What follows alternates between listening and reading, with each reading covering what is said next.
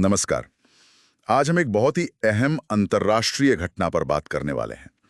Iran के परमाणु ठिकानों पर जो अमेरिकी हमला हुआ है, ऑपरेशन मिडनाइट हैमर। हमारे पास कई तरह के स्रोत हैं इस पर।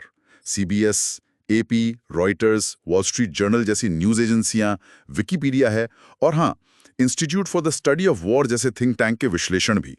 तो आज हम कोशिश करेंगे कि इन सब जानकारियों को जोड़कर समझें कि भाई हुआ क्या, ये टाइमिंग क्यों थी और इसके असर क्या हो सकते हैं, फौरी तौर पर भी और आगे चलकर भी। तो चलिए इसी पर थोड़ी गहराई से बात करते हैं। सबसे पहले हुआ क्या था असल में। तारीख थी 22 जून 2025।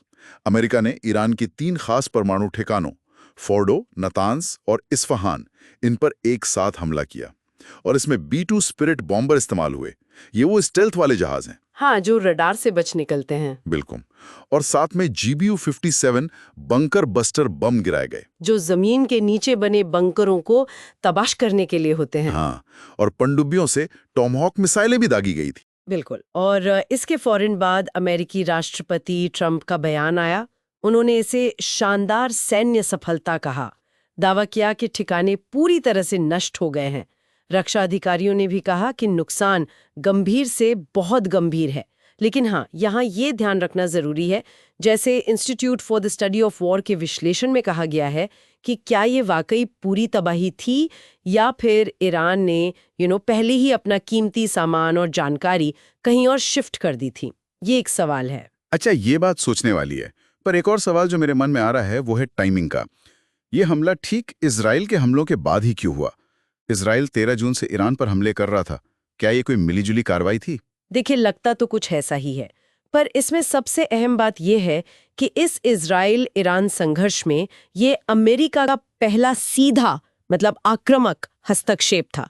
पहले अमेरिका की भूमिका थोड़ी पीछे थी, पर इस हमले ने उसे बिल्कुल सामने ला दिया। हाँ। और कुछ रिपोर्ट्स जैसे वॉल स्ट्रीट जर्नल ने इशारा किया कि शायद ये पूरी तरह सोची समझी साझा रणनीति ना हो, बल्कि इजराइल का दबाव ज्यादा हो अमेरिका पर। अच्छा, तो मतलब ये कोऑर्डिनेशन से ज्यादा दबाव का मामला हो सकता है। एक संभावना ये भी है, पूरी तरह स्पष्ट नहीं है अभी। और फिर दुनिया भर से प्रतिक्रियाएं भी आने लगी।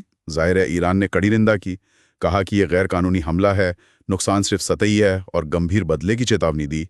और फिर उन्होंने इजराइल पर मिसाइलें दागी भी। हाँ, बिल्कुल। और अंतर्राष्ट्रीय स्तर पर चिंता फैल गई। यूके, फ्रांस, जर्मनी, इन सब ने और यूएन ने भी संयम बरतने की अपील की। चीन और रूस ने जोर दिया कि हालात बिगड़ने का बहुत खतरा है। तो ये तो हुआ अंतर्राष्ट्रीय रिएक्शन। अमेरिका के अंदर क्या माहौल था? वहां भी राय बंटी हुई थी। मतलब कई रिपब्लिकन्स ने तो समर्थन किया, पर बहुत से डेमोक्रेट्स और कुछ रिपब्लिकन्स ने भी इसकी कानूनी वैधता पर सवाल उठाए।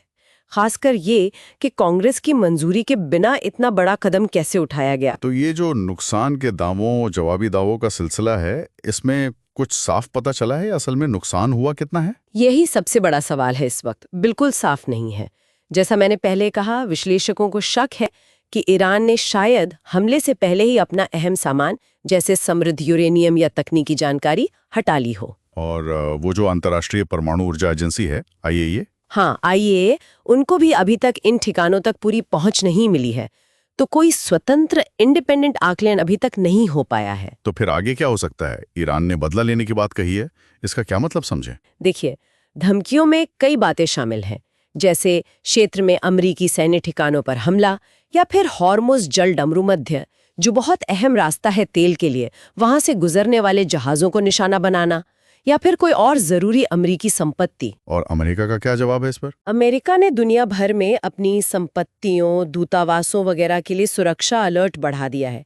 संयुक्त राष्ट्र सुरक्षा परिषद में भी इस पर बैठक हुई है और दुनिया के नेता लगातार कोशिश कर रहे हैं कि कूटनीतिक दबाव बनाकर तनाव कम किया जाए। तो अगर हम संक्षेप में देखें, ये 22 जून का अमेरिकी हमला जो है, इसने मिडिल ईस्ट में तनाव को बहुत ज्यादा बढ़ा दिया है। हाँ, वो तो वो कहेंगे ही। लेकिन इससे एक बड़े जवाबी हमले का खतरा और देशों के बीच कूटनीतिक दरार का जोखिम वो साफ तौर पे बढ़ गया है। बिल्कुल। आगे क्या होगा ये अभी कहना बहुत मुश्किल है। तनाव और बढ़ने की आशंका तो है ही, और ये सवाल अपनी जगह कायम है कि ईरान के परमाणु कार्यक्रम को असल में कितना नुकसान पहुंचा है। स्थिति कह सकते हैं कि काफी नाजुक बनी हुई है। और जाते जाते एक सवाल हम अपने सुनने वालों के लिए छोड़ जाते हैं सोचने को। क्या इस तरह की सीधी सैन्य कार्रवाई किसी देश की परमाणु महत्वाकांक्षाओं पर वाकई लगाम लगा पाती है? या फिर ये अनजाने में ही परमाणु हथियारों के होड़ को और ज्यादा गुप्त और शायद तेज कर देती है?